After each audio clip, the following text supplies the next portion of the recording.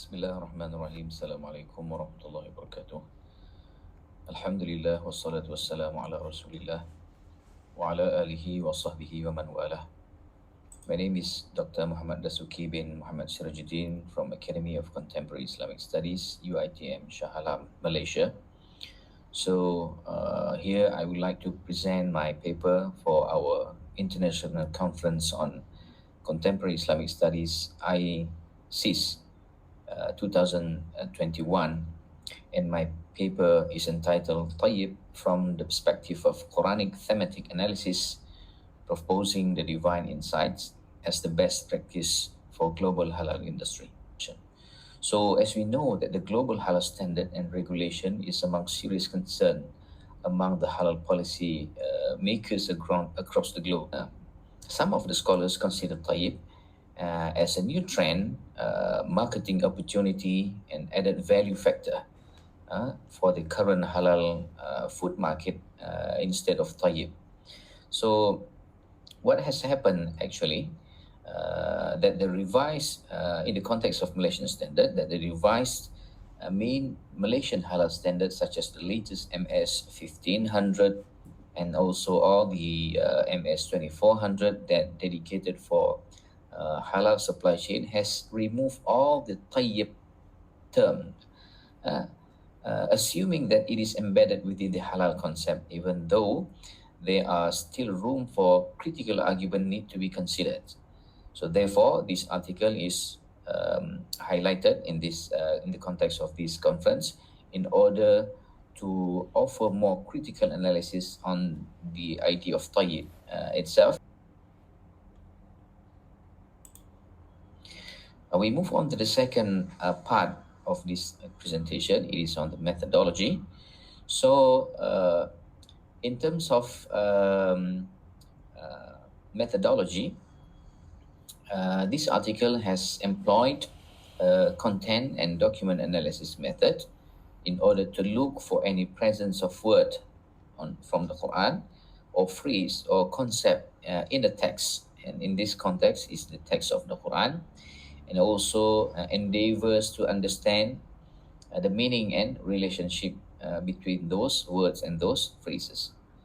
Okay, so I put in here also, I attach here also the definition of thematic analysis of the Quran, or in Arabic known as the Tafsir al-Mawdu'i, from one of the famous scholar in this field, from Al-Alma'i. So Al-Alma'i says that this Tafsir al-Mawdu'i is the approach of gathering the separated verses within the chapters of the Quran that in relation with desired topic, whether verbally, lafzan, or as a verdict or as a hukman, and also attached with its explanation according to the Quranic objective. So for this analysis, 51 verses of the Quran has been analyzed. So all of these verses contains the word tayyib in any form of word. Okay, so to analyze them, we use two types of sub-methodology of thematic analysis of the Quran, which are known as the first one, the method that emphasizes more on the themes used by the Quran, and in this context, the themes of tayyib itself. And also the second one is that the sub-methodology for thematic analysis of the Quran, which is more concerned about the terminology used by the Quran. Okay, so the combination of these two approach in the thematic analysis of the Quran, we use them to deal with all of these 51 verses that contains the word tayyib in various form of word. Okay, and also all of them been analyzed, the term itself, the word tayyib itself, been analyzed from the perspective of selected classical commentators of the Quran. Move on to the result and finding. Okay, result and finding number one, it is from the perspective of morphological analysis. Morphological here means is the form of word. Okay, that appears in the Quran. So the highest of all is that the word tayyib appears in the form of tayyibat, which is the plural form of tayyib.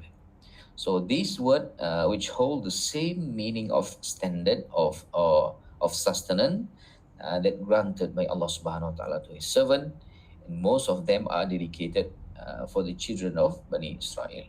Okay, so Allah Subhanahu wa Taala used the word tayyib to represent this meaning.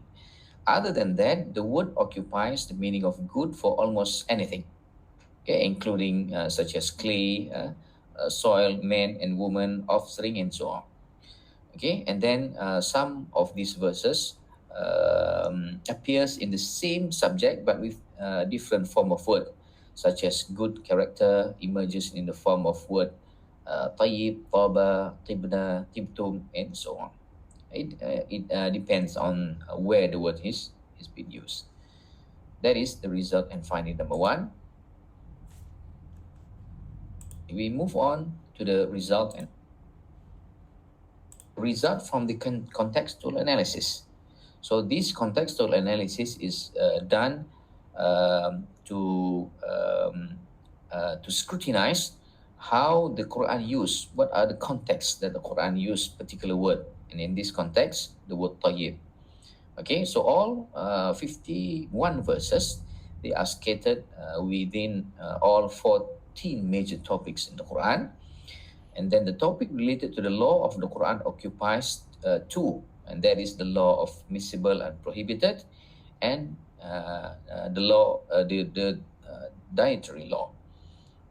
And then number three, that this analysis also proved that the word tayyib in the Quran is mostly used to dictate physical reference of things. And then all form of tayyib are used to define something. Okay, all form of tayyib word in the Quran was used to define something, even though they are in the form of intangible things. So out of all of these form of word, which directly refer to the good sustenance, those which directly refer to the good sustenance in general occupy the highest of all, by total of 17 verses. Result.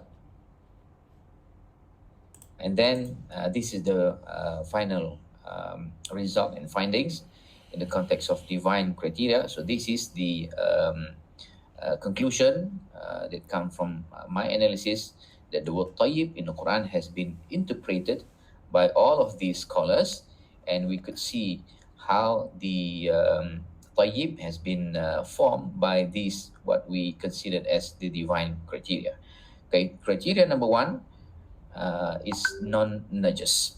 That in order to form the idea of tayyib itself, it must have the element of non-najis, meaning that something which is pure, okay, and not considered as najis according to Sharia law. And then the second criteria that dictate the meaning of tayyib is that what we identified as the non-shubha. So the second criteria of tayyib, in order to form the meaning of tayyib, it must form by this second criteria. It must not come from the shubha. And shubha here means the gray things, or the gray process, or the gray area. So in order to obtain the tayyib, it must free from all of these element of unclear substance, or unclear process, or unclear things. Number three, criteria number three, we must also accept that the word tayyib has been used by Allah Subhanahu wa Taala to refer to the relationship between halal standard and also the food standard that have granted for the Bani Israel. Okay, and then the last one, the divine criteria to constitute the idea or the concept of tayyib itself is the idea, or the notion of naturalness or organic. So all of these we consider as a divine criteria, because they come from the commentaries of classical and modern commentators of the Quran. And then this is the as a conclusion. And from this finding, from our analysis and our finding that we have shared, we can say that the Quranic thematic analysis has offered a significant finding on how tayyib should be understood. Number two, all the non-najis, non-shubha, and the relation between halal and food standard for Bani Israel, and also the natural and organic idea has already become a critical demand for the mass of nowadays. Okay, so although some of them have been embedded within the existing conventional standard of regulation, it is still very crucial to understand that all these physical managerial aspect of goods, product or services also has divinely proved to stand as part and parcel of inseparable of halal and tayyib concept. Okay, and then therefore it is the time now for all the halal policymakers across the globe to consider tayyib as a benchmark for the best practice standard of regulation for halal management activities. So that's all from me, from my paper. Thank you. Assalamualaikum warahmatullahi wabarakatuh.